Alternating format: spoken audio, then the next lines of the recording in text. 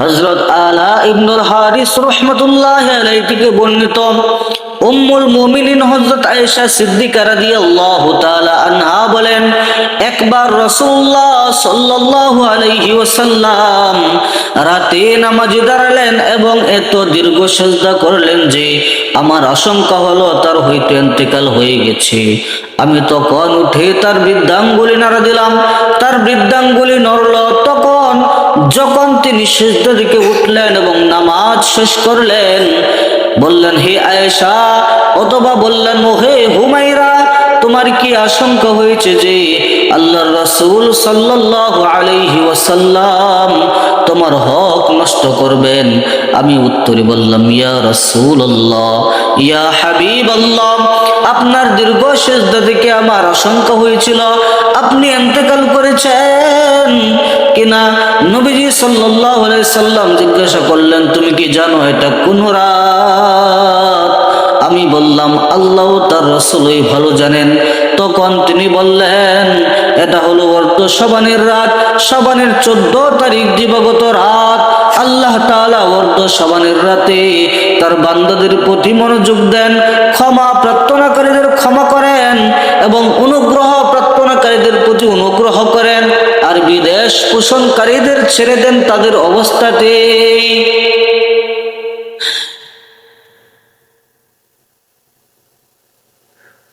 এ রাতে আমাদের করণীয় উল্লেখিত হাদিস সমূহ থেকে প্রতীয়মান হয় যে রাতে ইবাদতের কোনো ধরন নির্দিষ্ট নেই, বরং এ রাতে এমন সব নেক আমল করা উচিত যার মাধ্যমে আল্লাহর রহমত ও মাগফিরাত লাভ করা যায়।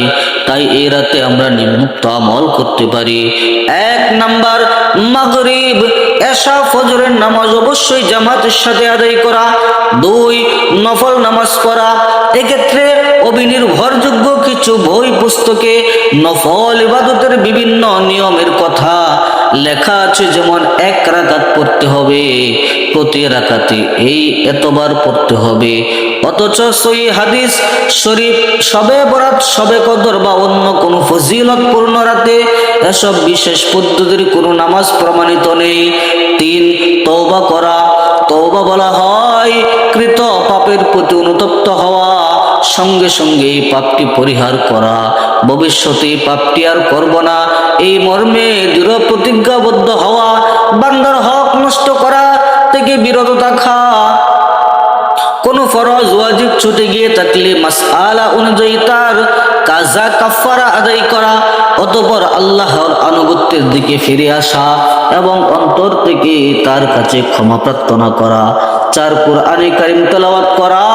5, দুরূদ শরীফ পড়া, জিকির আজকার করা ও ইস্তিগফার করা ইত্যাদি। ফজিলতপূর্ণ 2টি ইস্তিগফার, সাইয়্যিদুল ইস্তিগফার, আল্লাহুম্মা আনতা রাব্বি লা ইলাহা ইল্লা আনতা খলাকতানি ওয়া আনা আবদুকা ওয়া আনা আলা আহদিকা ওয়া ওয়া'ুদিকা মা ফাগফিরলি ইন্নাহু লা ইয়াগফিরুয যুনুবা ইল্লা ইস্তাতা'তু আবুউ লাকা বিনি'মতি আবু আলাকা বিল যামবি আনতা।